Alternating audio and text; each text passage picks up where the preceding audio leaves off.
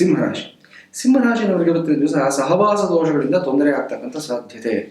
ಸಹವಾಸದಿಂದ ಸನ್ಯಾಸಿ ಕೆಟ್ಟ ಅಂತ ಒಂದು ಗಾದೆ ಮಾತಿದೆ ಕನ್ನಡದಲ್ಲಿ. ಆ ಪ್ರಕಾರ ಇವತ್ತು ನೀವು ಚೆನ್ನಾಗೇ ಇರ್ತೀರಾ, ಯಾರದೋ ಪ್ರೇರೇಪಣೆಗಳು, ಯಾರದೋ ಒಂದು ಇನ್ಸ್ಪಿರೇಷನ್ಸ್, ಇದರಿಂದ ಇವತ್ತು ಸಮಸ್ಯೆಗಳು ತಂದುಕೊಳ್ತೀರಾ. ಅವ್ನು ಗೆಲ್ಲಿ, ಅವ್ನ ಅಡ್ಡದಾರಿನಲ್ಲಿ ಹೋಗ್ಬಿಟ್ಟು ಶೀಘ್ರವಾಗಿ ಗೆದ್ದ ಅಂದ ಮಾತ್ರಕ್ಕೆ ನಾವು ಹೋಗ್ಬೇಕು ಅಂತ ಏನಿಲ್ಲ. ನಿಮ್ಮ ಸಮಯ ಬರುತ್ತೆ, ಅವಾಗ ಯಾವುದು ಸತ್ಯ ಯಾವುದು ಮಿಥ್ಯ ಅಂತ ಎಲ್ರಿಗೂ ಗೊತ್ತಾಗುತ್ತೆ. ಇನ್ನು ವಿಶೇಷವಾಗಿ ಏನಂತಂದ್ರೆ ಇವತ್ತಿನ ದಿವಸ ಒಂದು ಕಲಾವಿದರಿಗೆ, ಮಾಧ್ಯಮದಲ್ಲಿ ಕೆಲಸ ಮಾಡತಕ್ಕಂಥವ್ರಿಗೆ ಇವತ್ತು ನಿಮ್ಮ ಒಂದು ಥಾಟ್ಸ್ ಏನಿದೆ, ನಿಮ್ಮ ಕ್ರಿಯೇಟಿವ್ ಪ್ರಾಜೆಕ್ಟ್ಸ್ ಏನಿದೆ, ಎಲ್ಲದಕ್ಕೆ ಒಂದು ಸ್ಪಷ್ಟ ರೂಪ ಸಿಗುತ್ತೆ.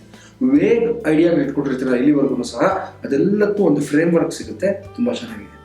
ಇನ್ನು ವಿಶೇಷವಾಗಿ ಇವತ್ತಿನ ದಿವಸ ಒಂದಷ್ಟು ರಹಸ್ಯವಾದ ಮಾಹಿತಿಗಳು ನಿಮಗೆ ಗೊತ್ತಿರುತ್ತೆ, ಅದು ನಿಮ್ಮಲ್ಲಿ ಮಾತ್ರ ಇರಬೇಕು ಅಂತ ಮನಸ್ಸು ತಡೆಯೋದಿಲ್ಲ. ಒಂದೊಂದ್ಸರಿ ಈ ರೀತಿಯಾದಂಥ ಒಂದು ಉದ್ವೇಗಗಳು ಬಂದುಬಿಡುತ್ತೆ ಮನುಷ್ಯನಿಗೆ. ಯಾರ ಹತ್ರನೋ ಹೋಗಿ ಹೇಳ್ಕೊಂಡ್ಬಿಡ್ತೀರಾ, ಸಮಸ್ಯೆ ಅಲ್ಲಿಂದ ಸ್ಟಾರ್ಟ್ ಆಗುತ್ತೆ. ಹುಷಾರಾಗಿರಿ. ಅದರಲ್ಲೂ ಸಹ 3:30 ಇಂದ 6 ಗಂಟೆ ಸಮಯದಲ್ಲಿ ಈ ರೀತಿ ಪ್ರೇರೇಪಣೆಗಳು ಬರುತ್ತೆ. ಕೇರ್ಫುಲ್ ಆಗಿರಿ. ಇವತ್ತು ನೀವು ಹೇಳ್ಕೋಬೇಕಾಗಿರೋ ಮಂತ್ರ ಸರ್ವಪಾಲಕಾಯ ಸನಾತನಾಯ ನಮಃ. ಈ ಮಂತ್ರವನ್ನು 29 ಬಾರಿ ಜಪವನ್ನು ಮಾಡ್ಕೋಬೇಕು. ಇವತ್ತಿನ ಪರಿಹಾರ ಹತ್ತಿನಲ್ಲಿ ತಯಾರು ಮಾಡಿರತಕ್ಕಂಥ ಒಂದು ಪದಾರ್ಥಗಳು, ವಸ್ತ್ರಗಳು, ಖಾದಿ ವಸ್ತ್ರಗಳು, ಇದನ್ನು ಯಾರಿಗಾದ್ರೂ ಸೂಕ್ತವಾದ ವ್ಯಕ್ತಿಗಳಿಗೆ ದಾನ ಮಾಡಿ, ಎಲ್ಲವೂ ಶುಭವಾಗುತ್ತೆ. ಕನ್ಯಾ ರಾಶಿ. ಕನ್ಯಾ ರಾಶಿ ವಿಚಾರ ನೋಡಿದ್ರೆ ಇವತ್ತು ಬಲವಂತವಾಗಿ ಪಡ್ಕೊಳ್ತಕ್ಕಂಥ ಮನಸ್ಥಿತಿ ಬೇಡ. ಏನೇ ಆಗಲಿ, ಯಾವುದೇ ಆಗಲಿ, ನನಗೆ ಬೇಕು ಅಂತ ಹೇಳಿ ಗ್ರ್ಯಾಬ್ ಮಾಡುವಂಥದ್ದು, ಬಲವಂತವಾಗಿ ಕಿತ್ಕೊಳ್ತಕ್ಕಂಥದ್ದು ಖಂಡಿತ ಬೇಡ. ಈ ಕ್ಷಣಕ್ಕೆ ಚೆನ್ನಾಗಿರುತ್ತೆ, ಆದರೆ ಸಮಸ್ಯೆಗಳು 2 ಪಟ್ಟು 4 ಪಟ್ಟು ಜಾಸ್ತಿ ಆಗುತ್ತೆ. ಹುಷಾರಾಗಿರಿ. ಇನ್ನು ವಿಶೇಷವಾಗಿ ಇವತ್ತು ಯುವಕ ಮತ್ತು ಯುವತಿಯರಿಗೆ ಏನೇ ನಿರ್ಧಾರ ತಗೋಬೇಕಾದ್ರೆ ಸರಿಯಾದಂಥ ಮಾರ್ಗದರ್ಶಕರು ಇರುವುದಿಲ್ಲ. ಅದರಿಂದ ಎಡವತಕ್ಕಂಥದ್ದು, ನನಗೆ ಎಲ್ಲ ಗೊತ್ತು ಅಂತ ಏನೋ ಮಾಡೋದಕ್ಕೆ ಹೋಗ್ಬಿಟ್ಟು ಎಡವಟ್ಟುಗಳಿಂದ ಮಾಡ್ಕೊಳ್ತೀರಾ. ಸ್ವಲ್ಪ ಕೇರ್ಫುಲ್ ಆಗಿರಿ. ನನಗೆ ಈ ವಿಷಯ ಗೊತ್ತಿಲ್ಲ ಅಂತ ಮನಸ್ಸು ಹೇಳ್ತಾ ಇದ್ರೆ ಇವತ್ತಿನ ಮಟ್ಟಿಗೆ ಬಿಟ್ಟು ಬಿಡಿ, ಅದನ್ನ ಪ್ರಯತ್ನ ಮಾಡೋದಕ್ಕೆ ಹೋಗ್ಬೇಡಿ. ಇನ್ನು ಇವತ್ತು ನೀವು ಹೇಳ್ಕೋಬೇಕಾಗಿರೋ ಮಂತ್ರ ಯಾವುದು ಅಂದ್ರೆ ಮಹದೈಶ್ವರ್ಯ ಪ್ರದಾಯಕಾಯ ನಮಃ. ಈ ಮಂತ್ರವನ್ನ 41 ಬಾರಿ ಜಪವನ್ನ ಮಾಡ್ಕೋಬೇಕು.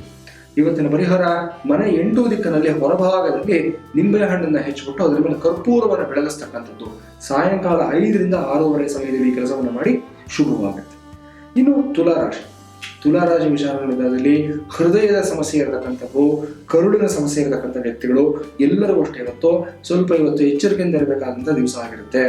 ಯಾವುದೇ ಒಂದು ಮೆಡಿಕೇಶನ್ಸ್ನ ಇವತ್ತು ನೆಗ್ಲೆಕ್ಟ್ ಮಾಡೋದಕ್ಕೆ ಹೋಗಬಾರದು ನೀವು.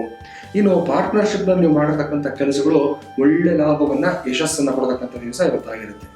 ವಿದ್ಯಾರ್ಥಿಗಳಿಗೆ ಮಾತ್ರ ಒಂದು ಡಿಸಿಪ್ಲಿನ್, ಒಂದು ಟೈಮ್ ಟೇಬಲ್ನ ರೂಢಿಸ್ಕೊಳ್ಳೋದಕ್ಕೆ ಸೂಕ್ತವಾದ ದಿವಸ ಇವತ್ತಾಗಿರುತ್ತೆ. ಇವತ್ತು ನೀವು ಹೇಳ್ಕೋಬೇಕಾಗಿರೋ ಮಂತ್ರ ಸ್ವಯಂ ವ್ಯಕ್ತಾಯ ಸತಾಂಗತಯೇ ನಮಃ. ಈ ಮಂತ್ರವನ್ನ 25 ಬಾರಿ ಜಪವನ್ನ ಮಾಡಬೇಕು. ಇವತ್ತಿನ ಪರಿಹಾರ ಮಧ್ಯಾಹ್ನದ ಸಮಯದಲ್ಲಿ ಕಾಗೆಗಳಿಗೆ ನಿಮ್ಮ ಕೈಯಾರೆ ಅನ್ನವನ್ನು ಆಹಾರವಾಗಿ ಹಾಕ್ತಕ್ಕಂಥದ್ದು ಎಲ್ಲ ರೀತಿಯಲ್ಲಿ ಶುಭವಾಗುತ್ತೆ. ವೃಶ್ಚಿಕ ರಾಶಿ. ವೃಶ್ಚಿಕ ರಾಶಿ ವಿಚಾರ ನೋಡಿದ್ರೆ ಇವತ್ತು ಮನಸ್ಸಿನಲ್ಲಿ ಚಂಚಲ ಭಾವನೆ, ಏನೇ ಕೆಲಸ ಮಾಡಬೇಕಾದ್ರೂ ಅಷ್ಟೇ ಒಂದು ರೀತಿಯಲ್ಲಿ ಗೊಂದಲ, ಒಂದು ರೀತಿಯಲ್ಲಿ ತಳವಳ ಎಲ್ಲ ನಿಮ್ಮನ್ನ ಕಾಡತಕ್ಕಂಥದ್ದು ಕಾಣಿಸ್ತಾ ಇದೆ. ಆದರೆ ಹಿರಿಯರು ಮಾಡಿರತಕ್ಕಂಥ ಪುಣ್ಯಗಳು, ಅವರ ಪುಣ್ಯ ಕಾರ್ಯಗಳು, ಇದೆಲ್ಲವೂ ನಿಮ್ಮನ್ನ ಕಾಪಾಡತಕ್ಕಂಥ ದಿವಸ ಆಗಿರುತ್ತೆ. ಎಲ್ಲೋ ಹೋಗ್ತೀರಾ, ಯಾರೋ ನೋಡ್ಬಿಟ್ಟು ನೀನು ಇಂಥವ್ರ ಮಗನ, ಇಂಥವ್ರು ಮೊಮ್ಮಗನ ಅಂತ ಹೇಳಿ ಅವ್ರು ನೆನೆಸ್ಕೊಂಡು ಇಂಥ ದೊಡ್ಡ ವ್ಯಕ್ತಿರಪ್ಪ ನಿಮ್ಮ ತಂದೆ, ನಿಮ್ಮ ತಾತ ಇಂಥ ಗ್ರೇಟ್ ಪರ್ಸನ್ ಅಂತ ಹೇಳಿ ನಿಮಗೆ ಏನೋ ಒಂದು ಉಪಕಾರವನ್ನ, ಅನುಕೂಲವನ್ನು ಮಾಡ್ಕೊಡ್ತಕ್ಕಂಥದ್ದು ಕಾಣಿಸ್ತಾ ಇದೆ. ದೊಡ್ಡವ್ರ ಬೆಲೆ ಏನು ಅನ್ನೋದು ಇಂಥ ಹೊರಗಡೆ ಹೋದಾಗ ನಮ್ಗೆ ಗೊತ್ತಾಗುತ್ತೆ. ನಮ್ಮ ಜೊತೆಲೇ ಇರ್ತಾರಲ್ಲ, ನಮ್ಗೆ ಗೊತ್ತಾಗಲ್ಲ. ಹಿತ್ತಲುಗಳ ಮದ್ದಲ್ಲ ಅನ್ನೋ ಪ್ರಕಾರವಾಗಿ ಹೊರಗಡೆ ಹೋದಾಗ ಗೊತ್ತಾಗುತ್ತೆ ನಮಗೆ. ಇನ್ನು ಇವತ್ತು ನೀವು ಹೇಳ್ಕೋಬೇಕಾಗಿರ್ತಕ್ಕಂಥ ಮಂತ್ರ ಯಾವುದು ಅಂದ್ರೆ ಅರವಿಂದಾಕ್ಷಾಯ ಅಯೋನಿಜಾಯ ನಮಃ. ಈ ಮಂತ್ರವನ್ನು 29 ಬಾರಿ ಜಪವನ್ನು ಮಾಡ್ಕೋಬೇಕು.